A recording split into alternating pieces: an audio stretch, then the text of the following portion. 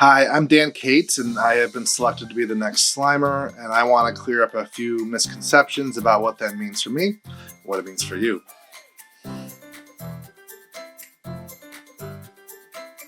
Actually, there have been many Slimers over the years. About once every generation, a new Slimer emerges, and he becomes Slimer, the main Slimer, for the entirety of his or her reign. At that point, the previous Slimer, he kind of dissipates into the air, melts away, basically to be forgotten, never thought of again. The current Slimer was, in his previous life, a famous politician named Ronald Reagan. And the one before him was Paul Castellano, head of the Gambino crime family until his assassination in 1985. And the next one's going to be me. This is false, kind of. God doesn't directly choose Slimer.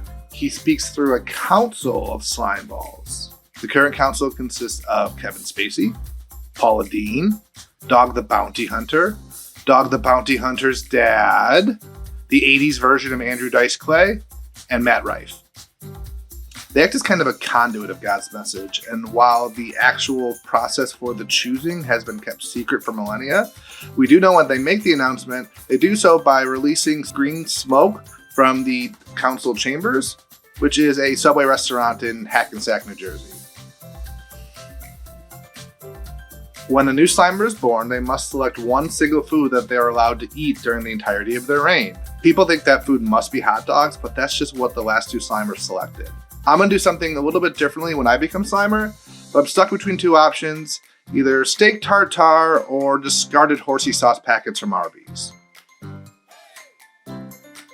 This misconception comes from the 90s Ghostbusters cartoon that portrayed Slimer as something of a mascot or friend of the Ghostbusters, but this alliance couldn't be farther from the truth. When I become Slimer, the Ghostbusters and I will immediately become engaged in a prolonged, horrific war where they'll attempt to shoot me with their laser guns, and I'll attempt to slime them, which, to be fair, does melt their skin.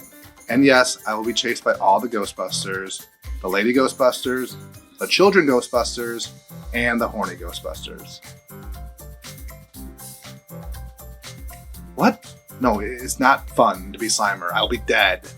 It won't be a peaceful death either. I become a freaking slime ghost. Does that actually sound fun? And what about my family? How am I supposed to support them? How am I supposed to make money? No one is hiring a slime ghost.